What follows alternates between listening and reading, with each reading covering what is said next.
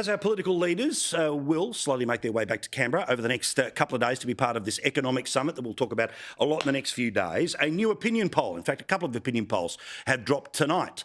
They show that the Labor Party has become more popular since the last federal election. So despite the fact that people like myself and certainly many others are saying that there's lines that have been crossed and terrible moments that have taken place, the Labor Party's popularity is more popular than ever before in recent years, and certainly close to 60-40 now, many months after the federal election. People always write emails to me saying, stop talking about the federal election. Well, I can't replace it with any other scoreboard.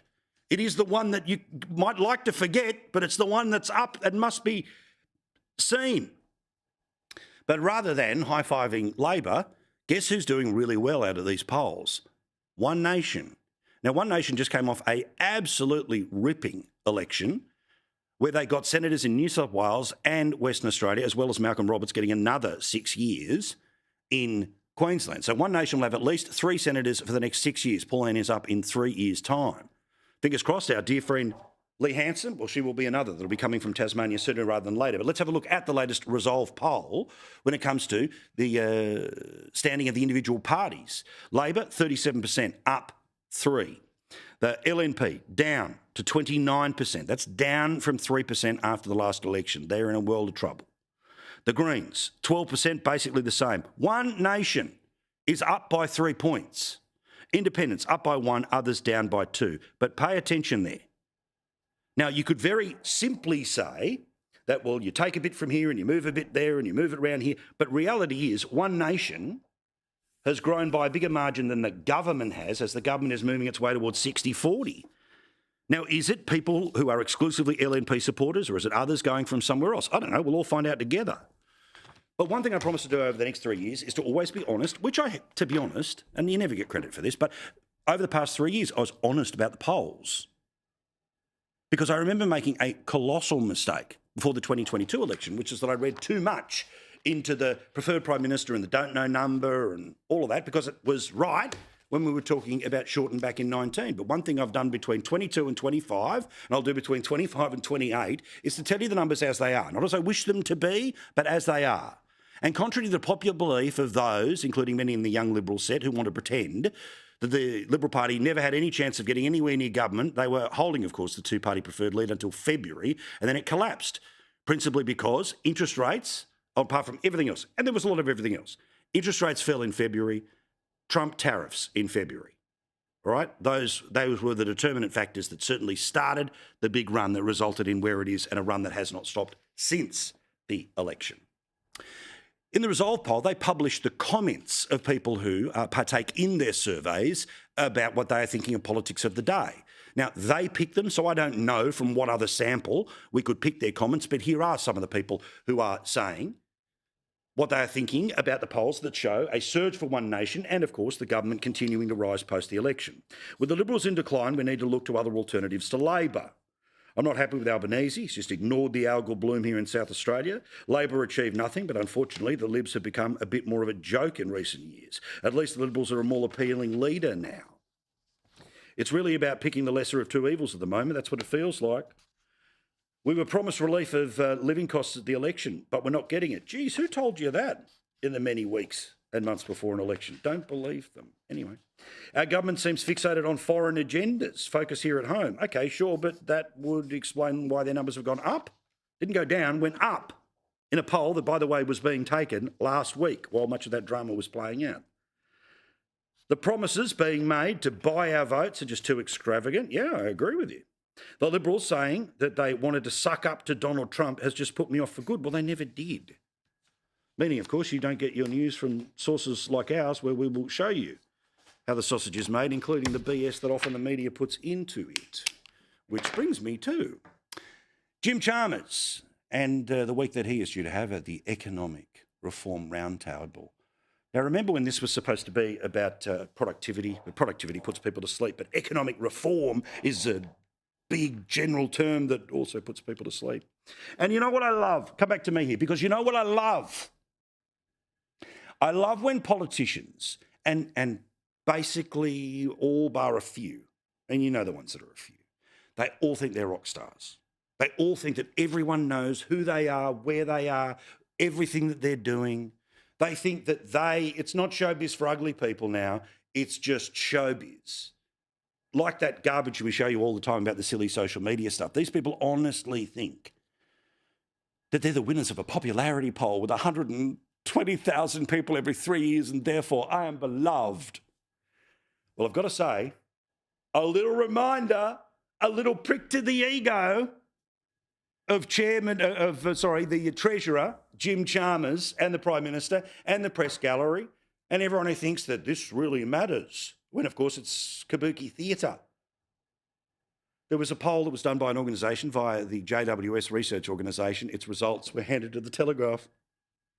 Most Australians unaware of the economic roundtable. I love this. I just love this. And when that bloke is just polishing his credentials as greatest treasurer ever or measuring the curtains of when he's going to become the Prime Minister, Jim, 3 in 4 Australians don't know about Labor's economic roundtable, that it's even happening, and a majority fear productivity means working more, says a new poll highlighting the reform challenge for the Treasurer.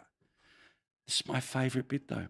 Even once the roundtable was explained to them, only 29% of people said that they were confident it would lead to meaningful change, compared to 60% who were not. That's according to the survey of 1,500 people, as I just said. It is a little reminder that, again, for those of us that swim at that end of the beach where we like to count the sand and pay attention to the detail, the extreme majority of people, they're off doing something else. Their assumption is, politics matters once every 3 years. You and I both know the decisions that happen at events like this really matter. It's why we've talked about it for weeks. It's why we'll talk about it for days. But also the process matters. Because, you see, this is the government that always knows where it's going, regardless of how it says, we're open to ideas. Put simply, the economic reform table is a temperature check about all of the people in that room who are therefore on the inside of government making decisions. If you're not in the room, then you are not going to be in the room for whatever your industry will be dealing with over the next 3 years. And to make sure that you stay in the room to be able to talk with the people who are going to regulate your industry, kiss the ring. Kiss the ring. Come on, lovingly. Mean it. Be intimate about it. Okay, too much. But you get the point, right? That's why none of them will rock the boat. Why? A triangle of dependence. Well, Jim Chalmers, of course, has decided to have a go at anyone who's calling this out for being the kabuki theatre that it is, or the, how many? 60-something% who say nothing's going to happen here, or the, as previously mentioned, 3 in 4 who haven't even heard of it. But of course, he's having a go at people like me for suggesting anything other than this is the red carpet greatest minds meeting on the most important of issues, not an opportunity to just kiss the ring. There will always be the usual kind of grumps and cynics who say the usual grumpy and cynical things about this. Their argument essentially is to involve people less, which would seem to me to be a strange way to go about things. I think the effort has already been worth it. But polls are polls, and you can ask any poll and different people and it'll give you a different result. Let's go over to the Australian newspaper, where the majority of people back economic reform.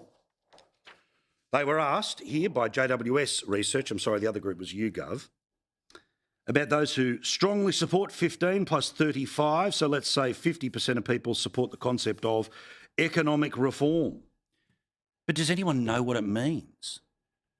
Does economic reform mean we pay less taxes? Does economic reform mean we have to work longer hours? Does economic reform mean that you get paid more money to work less hours? We'll all find out together, but it's just one of those big pots of which you get to put whatever you want into, and that's the politics.